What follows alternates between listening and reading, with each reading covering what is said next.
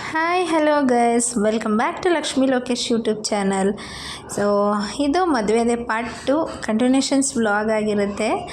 So ಮುಹೂರ್ತ ಎಲ್ಲ ಆದಮೇಲೆ ಸ್ವಲ್ಪ ಫೋಟೋಸು ಅದು ಎಲ್ಲ ಏನೇನು ಎಂಜಾಯ್ಮೆಂಟ್ಸ್ ಇತ್ತು ಅದೆಲ್ಲ ಮಾಡಾದಮೇಲೆ ರಿಸೆಪ್ಷನ್ ಇಟ್ಕೊಂಡಿದ್ವಿ ಸಣ್ಣದಾಗಿ.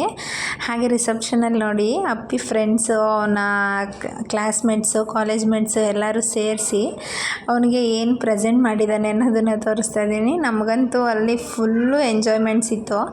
ಸೊ ಆಡಿಯೋದಲ್ಲಿ ಆ್ಯಕ್ಚುಲಿ ಸಾಂಗ್ಸ್ ಎಲ್ಲ ಸೌಂಡ್ ಕೇಳ್ಸಂಗಿಲ್ಲ, ಹಾಗಾಗಿ ವಾಲ್ಯೂಮ್ ಮ್ಯೂಟ್ ಮಾಡಿದ್ದೀನಿ ಅಷ್ಟೇ. ಅವರು ಫುಲ್ ಜೋರು ಸಾಂಗ್ ಹಾಕ್ಕೊಂಡಿದ್ರು, ರಗಡ ರಗಡ ಅನ್ನೋ ಸಾಂಗ್ ಹಾಕ್ಕೊಂಡಿದ್ರು ಶಿವರಾಜ್ ಕುಮಾರ್ದು. ಆ ಸಾಂಗ್ ಹಾಕಿಬಿಟ್ಟು ಅವ್ರಿಗೆಲ್ಲ ನೋಡಿ ಮ್ಯಾಟ್ರಸ್ ಕೊಡ್ತಾ ಇದ್ದಾರೆ, ದಿಂಬು ಮತ್ತು ಬೆಡ್ಶೀಟು ಕೂಡ ತಂದಿದ್ರು. ಬಟ್ ಅದು ಪ್ಯಾಕ್ ಆಗಿರಲಿಲ್ಲ ಅಂಥೇಳಿ ಅದನ್ನು ಕೊಟ್ಟಿಲ್ಲ.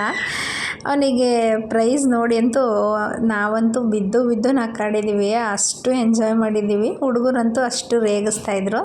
ಸೊ ಈಗಿನ ಕಾಲದಲ್ಲಿ ನೋಡಿ ಫ್ರೆಂಡ್ಸ್ ಎಲ್ಲ ಯಾವ್ಯಾವ ರೀತಿ ಗಿಫ್ಟನ್ನ ಸೆಲೆಕ್ಟ್ ಮಾಡ್ತಾರೆ ಅಂತ ಅನಿಸ್ಬಿಡುತ್ತೆ. ಇನ್ನು ಅದಾದಮೇಲೆ ಸ್ವಲ್ಪ ಕೇಕ್ ಕಟ್ಟಿಂಗು ಕೂಡ ಮಾಡಿದರು. ಹಾಗೆ ಅವನು ಕೆಲಸ ಮಾಡ್ತಾನಲ್ಲ, ಸೊ ಆಫೀಸ್ ಕೊಲೀಗ್ಸು ಕೂಡ ಬಂದಿದ್ದರು. ಅವರು ಎಲ್ಲರೂ ಸೇರಿಸಿ ಸ್ವಲ್ಪ ಕೇಕ್ ಕಟ್ಟಿಂಗು ಮಾಡಿ ಮುಗಿಸಿದ್ರು. ಕೇಕ್ ಕಟ್ಟಿಂಗ್ ಎಲ್ಲ ಆದಮೇಲೆ ಆಲ್ಮೋಸ್ಟ್ 1:30-2 ಗಂಟೆ ಆಗಿತ್ತು. ಅವರು ಕೂಡ ಇನ್ನೂ ಊಟಕ್ಕೆ ಹೋಗಿರಲಿಲ್ಲ, ಹಾಗಾಗಿ ಬೇಗ ರಿಸೆಪ್ಷನ್ ಕೂಡ ಮುಗಿಸ್ಕೊಂಡ್ರು. ರಿಸೆಪ್ಷನ್ ಎಲ್ಲ ತುಂಬ ಚೆನ್ನಾಗಾಯಿತು. ನೈಟು ಕೂಡ ಮಾಡಿದ್ರಿಂದ ಈಗ ಮಾಡಿರಲಿಲ್ಲ, ಜಾಸ್ತಿ ಜನ ಅಷ್ಟು ಇರಲಿಲ್ಲ. ಇನ್ನೊಂದೇನಪ್ಪ ಅಂತ ಹೇಳಿದ್ರೆ, ಯಾಕೆ 2 ಸಲ ಮಾಡ್ತಾರೆ ಅಂದರೆ ತಾಳಿ ಕಟ್ಟಿದ ಮೇಲೆ ಮಾಡಿದ್ರೆ ಒಳ್ಳೆಯದಂತೆ. ಹಾಗಾಗಿ ಇನ್ನು ಅವರು ಕೂಡ ಊಟ ಎಲ್ಲ ಮುಗಿಸ್ಕೊಂಡು ಇನ್ನೇನು ಹುಡುಗಿನ ಕರ್ಕೊಂಡು ಮನೆಗೆ ಹೊರಡ್ತಿದ್ದೀವಿ. ಇದೊಂದು ಮೂಮೆಂಟು ಎಲ್ಲ ಹೆಣ್ಮಕ್ಳಿಗೂ ತುಂಬ ಕಷ್ಟದ ಟೈಮು. ನೋಡ್ತಾ ಇರ್ಬೋದು, ಅಲ್ಲಿದ್ದಾರಲ್ಲ ಅವರೇ ಹುಡುಗಿ ಅವರಮ್ಮ, ಹುಡುಗಿ ಅವ್ರ ಮನೆಯವರು ಎಲ್ಲರೂ ಹತ್ತು ತುಂಬ ಸುಸ್ತಾಗಿದ್ದರು. ಸೊ ನಾವೇ ಇನ್ನೂ ಅಳ್ತಿದ್ರೆ ಇನ್ನೂ ಅಳ್ತಾನೆ ಇರ್ತಾರೆ ಅಂಥೇಳಿ ಬೇಗ ಅವ್ರನ್ನ ಇಲ್ಲಿಂದ ಹೊರಡಿಸಿದ್ವಿ. ನಾವೇನೇ ಮಾಡಿದ್ರು ಇದು ಒಂದು ಟೈಮ್ ಅನ್ನೋದು ಎಂಥ ಹುಡುಗಿರ್ಗಾದರೂ ಅಳು ಬರುತ್ತೆ. ಸೊ ಇನ್ನು ಮನೆ ಹತ್ರ ಹೋಗೋಷ್ಟ್ರಲ್ಲಿ ನೋಡಿ ಯಾವ್ಯಾವ ಥರ ರೇಗಿಸ್ತಾ ಇದ್ದಾರೆ ಅಂತ ಬನ್ನಿ ಬನ್ನಿ ಲಕ್ಷ್ಮಿ ಈ ಕಡೆ ನೋಡಿ ಮಂಜು ಹಿಡಿದ್ರು. ಅವ್ರನ್ನೆಲ್ಲ ಇವ್ರು ಹಿಡಿಬೇಕು ಫಸ್ಟ್. ಅಮ್ಮ ಚಿರಂಡಿ ಐತೆ,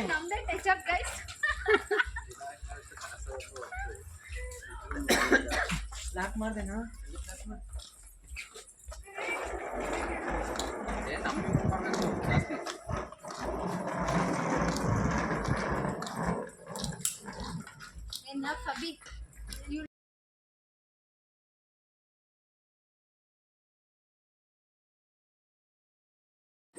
ಇನ್ನು ನಾವು ಮನೆ ಹತ್ರ ಬರೋ ಅಷ್ಟರಲ್ಲಿ ಆಲ್ರೆಡಿ 4:15 ಮೇಲೆ ಆಗಿಬಿಟ್ಟಿತ್ತು. ಸೊ 4:15 ಎಕ್ಸಾಕ್ಟಾಗಿ 6 ಗಂಟೆವರೆಗೂ ರಾಹುಕಾಲ ಇತ್ತು. ಹಾಗಾಗಿ ಹುಡುಗಿನೆಲ್ಲ ಈಚೆನೆ ಕೂರಿಸ್ಕೊಂಡು ಕೂತಿದ್ವಿ. ಸೊ 1.5 ಅವರು ರಾಹುಕಾಲ ಇತ್ತು. ರಾಹುಕಾಲದಲ್ಲಿ ಆದಷ್ಟು ಯಾರು ಕೂಡ ಒಳಗಡೆ ಮನೆಯನ್ನು ಸೊಸೆ ತುಂಬಿಸ್ಕೊಳಲ್ಲ, ಹಂಗಾಗಿ ಅವರು ಕೂಡ ಈಚೆನೆ ಕೂತಿದ್ರು. ಇನ್ನು ನಾವು ಕೂಡ ಎಲ್ಲ ಈಚೆ ಕೂತ್ಕೊಂಡು 1.5 ಅವರು ತುಂಬ ಬಿಸಿಲಿರೋದ್ರಿಂದ ಸ್ವಲ್ಪ ಹೊತ್ತು ಎಲ್ಲರೂ ರೆಸ್ಟ್ ಮಾಡಿ ಅಲ್ಲೇ ಐಸ್ ಕ್ರೀಮ್ ಎಲ್ಲ ತರಿಸಿದ್ರು. ಈಚೆನೇ ಕೂತ್ಕೊಂಡು ಐಸ್ ಕ್ರೀಮ್ ಎಲ್ಲ ತಿಂದ್ವಿ. ಪಾಪ ಹುಡುಗಿ ಅಂತೂ ಫುಲ್ಲು ಟಯರ್ಡ್ ಆಗಿಬಿಟ್ಟಿದ್ರು ಅವರು. ಯಾಕೆ ಅಂತ ಹೇಳಿದ್ರೆ ರಿಸೆಪ್ಷನ್ನು ಮತ್ತು ಮುಹೂರ್ತದ ದಿನದಿಂದ 2 ದಿನದಿಂದ ನಿದ್ದೆ ಅವರು ಕೂಡ ಕೆಟ್ಟಿರ್ತಾರೆ. ಬಟ್ ಫುಲ್ ಟಯರ್ಡ್ ಆಗಿದ್ರು ಅವರು. ಅದರಲ್ಲಿ ಬೇರೆ ಈ ರಾಹುಕಾಲ ಅಂತ ಬೇರೆ ಬಂತು. ಇನ್ನೊಂದು 10 ನಿಮಿಷ ಮುಂಚೆ ಬಂದಿದ್ದರು, ನಾವು ಒಳಗಡೆ ಬರ್ತಾಯಿದ್ವಿ. ಬಟ್ ರಾಹುಕಾಲ ಸ್ಟಾರ್ಟ್ ಆಗಿಬಿಟ್ಟಿತ್ತು. ಇನ್ನು 6:30 ಫೈನಲಿ 6:30 ಕಂಪ್ಲೀಟ್ ಆಯಿತು. 6:30 ಆದಮೇಲೆ ಇನ್ನು ಹುಡುಗಿ ಇಬ್ಬರು ಎದ್ದು ಬಂದರು. ಸೊ ಎದ್ದು ಬಂದಮೇಲೆ ಹೊಸ್ಲೆಲ್ಲ ತೊಳ್ಕೊಂಡು ಹೊಸ್ಲಿಗೂ ಕೂಡ ಅರಿಶಿನ ಕುಂಕುಮ ಎಲ್ಲ ಇಟ್ಕೊಂಡು ಇನ್ನು ಸಣ್ಣದಾಗಿ ರಂಗೋಲಿ ಎಲ್ಲ ಇಟ್ಕೊಂಡು ಪೂಜೆ ಮಾಡ್ಕೊತಾ ಇದ್ದಾಳೆ. ಇನ್ನು ಮೊದಲನೇದಾಗಿ ನಮ್ಮ ಕಡೆ ನಾವು ಕಾಲಿಟ್ಟು 2 ಬೆರಳಲ್ಲಿ ಒಂದು ಲಕ್ಷ್ಮಿ ಕಾಯಿನ್ ಇಟ್ಟು ಅದರಲ್ಲಿ ಮಳೆ ಒಡಿಸಿ ಹುಡುಗಿನ ಮನೆ ತುಂಬಿಸ್ಕೋತೀವಿ. ಒಬ್ಬೊಬ್ಬರು ಊರಲ್ಲಿ ಒಂದೊಂದು ಥರ ಇರುತ್ತೆ. ತುಂಬ ಜನ ಇದನ್ನು ಮಾಡ್ತಾರೆ, ಕೆಲವೊಬ್ಬರಷ್ಟೇ ಒಡಿಸಲ್ಲ. ಇನ್ನು ಕಾವ್ಯ ಏನು ಕೇಳಿದಾಳೆ ಅನ್ನೋದನ್ನು ತೋರಿಸ್ತೀನಿ. ಕಾವ್ಯ ಆ್ಯಕ್ಚುಲಿ ಮನೆ ತುಂಬಿಸ್ಕೋಬೇಕಾದ್ರೆ ಅವಳು ಅಣ್ಣ ಅತ್ತಿಗೆನ ಏನು ಕೇಳ್ತೀಯಾ ಕೇಳು ಅಂತ ಹೇಳಿದ್ರೆ ಅವಳು ತುಂಬ ಶೈಯಲ್ಲೇ ಇದ್ಲು. ಏನು ಕೇಳಬೇಕು ಹೇಳಿ ಅಂತ ಇದ್ರು. ನಾವಂತೂ ಫುಲ್ಲು ರೇಗಿಸ್ತಾ ಇದ್ವಿ ಅವಳನ್ನ. ಇಷ್ಟೊಂದೆಲ್ಲ ಟ್ರೆಂಡಿಂಗಲ್ಲಿದೆ, ಎಲ್ಲರೂ ಏನೇನೋ ಕೇಳ್ತಾ ಇರ್ತಾರೆ, ನಿನಗೆ ನಿಮ್ಮ ಅಣ್ಣ ಅತ್ತಿಗೆನ ಏನು ಕೇಳಬೇಕು ಅನಿಸುತ್ತೋ ಅದನ್ನು ಕೇಳು ಅಂತ. ಆದರೂ ಒಂದು ಹುಡುಗಿಗೆ ಹೊಸದಾಗಿ ಬರುವಾಗ ಅವಳಿಗೂ ಕೂಡ ತುಂಬ ಅಳು ಇರುತ್ತೆ. ಅತ್ತಿಗೆನ ಕರ್ಕೋಬೇಕಾದ್ರೆ ಅಂದರೆ ಅವ್ರಿಗೂ ಕೂಡ ಮುಂದೆ ಹೆಂಗಿರ್ತಾರೋ ಏನೋ ಚೆನ್ನಾಗಿರ್ತೀವ ಇಲ್ವೋ ಅನ್ನೋ ಟೆನ್ಷನ್ಸ್ ಇವ್ರಿಗೂ ಇರುತ್ತೆ. ಸೊ ಎರಡೂ ಫ್ಯಾಮಿಲಿಗೆ ಹೇಳೋದಿಷ್ಟೇ, ಎಲ್ಲರೂ ಅಡ್ಜಸ್ಟ್ ಮಾಡಿಕೊಂಡು ಎಲ್ಲರೂ ಖುಷಿಯಿಂದ ಇರಬೇಕು. ಯಾರ ಮನೇಲೂ ಜಗಳ ಇರಲ್ಲ, ಬಟ್ ಅದೇ ಜಗಳನ ದೊಡ್ಡದು ಮಾಡ್ದಿರ ಸಂಸಾರ ಮಾಡ್ಕೊಂಡೋದ್ರೆ ಎಲ್ಲನೂ ಚೆನ್ನಾಗಿರುತ್ತೆ ಅಂತ ಹೇಳೋಕ್ಕೆ ಇಷ್ಟಪಡ್ತೀನಿ. ಇನ್ನು ಇವತ್ತಿನ ವ್ಲಾಗು ಕೂಡ ನಿಮಗೆ ಇಷ್ಟ ಆಗುತ್ತೆ ಅಂತ ಅಂದ್ಕೊಂಡಿದ್ದೀನಿ. ಫೈನಲಿ ಅವಳು ಕೂಡ ಎಲ್ಲರೂ ಹೊಸ್ಲಿಗೂ ಆರತಿ ಮಾಡಿ ಒಂದು 5 ಜನ ಮುತ್ತೈದೆಯರಿಗೂ ಕೂಡ ಆರತಿ ಕೊಟ್ಟಿದ್ದಾಳೆ. ಕರೆಕ್ಟಾಗಿ ಸೇರೋದಿಯೋ ಟೈಮಲ್ಲಿ ನಾವಂತೂ ರೇಗಿಸ್ತಾ ಇದ್ವಿ. ಸೇರು ಒದ್ರೆ ಕರೆಕ್ಟಾಗಿ ಒಳಗಡೆ ಎಲ್ಲ ಮನೆ ತುಂಬ ಅಕ್ಕಿ ಆಗಬೇಕು ಅಂತ. ಕೆಲವರು ಸುಮ್ಮನೆ ಟಚ್ ಕೊಡ್ತಾರಷ್ಟೇ, ಬಟ್ ಇಲ್ಲ ಆ ಥರ ಅಲ್ಲ. ನಮ್ಮೂರ ಕಡೆ ಎಲ್ಲ ನಾವು ಜೋರಾಗಿ ಒದ್ದು ಮನೆಯೆಲ್ಲ ಅಕ್ಕಿ ಹಾಲುಕ್ದಂಗೆ ಉಕ್ಲಿ ಅಂತ ಹಂಗೆ ಒದಿಸ್ತೀವಿ. ನಾನು ಆಗಲೇ ಹೇಳ್ದಂಗೆ ನೋಡಿ ಈ ಥರ 2 ಬೆರಳು ಮಧ್ಯೆ ನಾಣ್ಯ ಇಟ್ಟು ಅದನ್ನು ಹೊಡಿತೀವಿ. ಇನ್ನು ಮನೆ ತುಂಬ ಶಾಸ್ತ್ರ ಯಾವ ರೀತಿ ಆಗುತ್ತೆ ಅನ್ನೋದನ್ನು ಕೂಡ ತೋರಿಸ್ತೀನಿ ನೋಡಿ. ಇವತ್ತಿನ ವ್ಲಾಗ್ ಇಷ್ಟ ಆಗಿದೆ ಅಂತ ಅಂದ್ಕೊತೀನಿ. ವಿಡಿಯೋ ಇಷ್ಟ ಆಗಿದ್ದರೆ ಲೈಕ್ ಮಾಡಿ, ಶೇರ್ ಮಾಡಿ. ಹಾಗೆ ಇನ್ನೂ ಯಾರ್ಯಾರು ನನ್ನ ಚಾನಲ್ನ ಸಬ್ಸ್ಕ್ರೈಬ್ ಮಾಡಿಲ್ಲ ಸಬ್ಸ್ಕ್ರೈಬ್ ಮಾಡ್ಕೊಂಡು ಸಪೋರ್ಟ್ ಮಾಡಿ. ಕಾವ್ಯ ಕೇಳಿದ್ದು ಏನು ಅನ್ನಿಸ್ತು ಅನ್ನೋದನ್ನು ಕಮೆಂಟ್ ಮಾಡಿ guys. Thank you. Cash PhonePe ಇಲ್ಲ.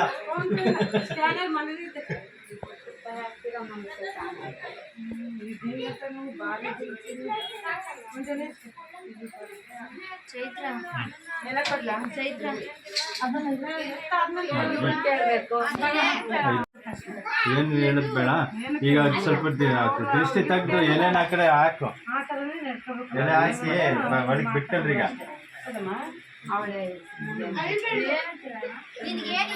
ಈಗ ಸುಳ್ಳು ಹೇಳಂಗಿಲ್ಲ. ಆಗ ಕಾವ್ಯ ಸ್ಟ್ರೈಟ್ ನಿಂತ್ಕೊಂಡು ಹೇಳು.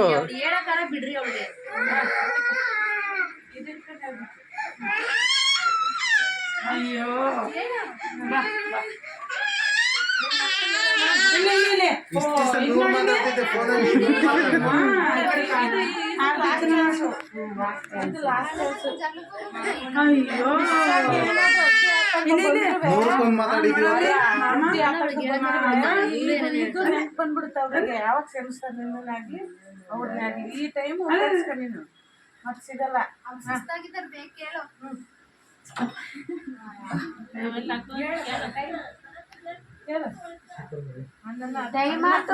ಅತ್ತಿಗೆ ಅಂದ್ರೆ ತಂದೆ ತಾಯಿ ಸಮಾನ. ತಂದೆ ತಾಯಿನ ಚೆನ್ನಾಗಿ ನೋಡ್ಕೋಬೇಕು. ಆಮೇಲೆ ನಾವಿಬ್ರು ಮಧ್ಯೆ ಏನೇ ಬರ್ಲಿ ಹೋಗ್ಲಿ ಇಬ್ರು ಚೆನ್ನಾಗಿರ್ಬೇಕು.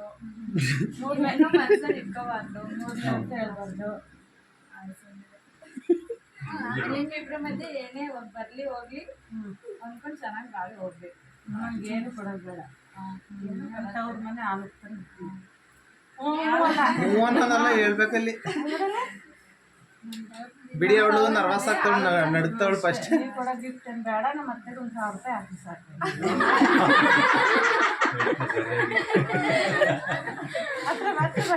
ಅಪ್ಪಿ ಸ್ಕ್ಯಾನರ್ ಕೊಡ್ಲಿಕ್ಕೆ ತಕೊಂಡು ಬಲ್ಗಾಲಲ್ಲಿ ನಿಧಾನಕ್ಕೆ ಇದು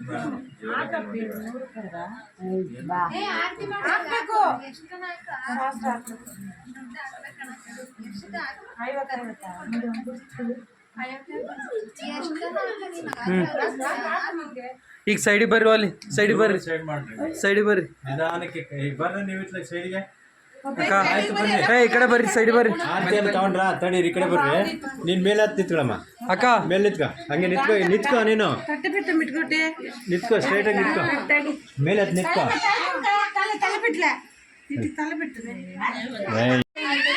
ಬಲ್ಗಾಲಿಲ್ವಾ ಈ ರೇಂಜಿಗೆ ಹೊಡಿತ.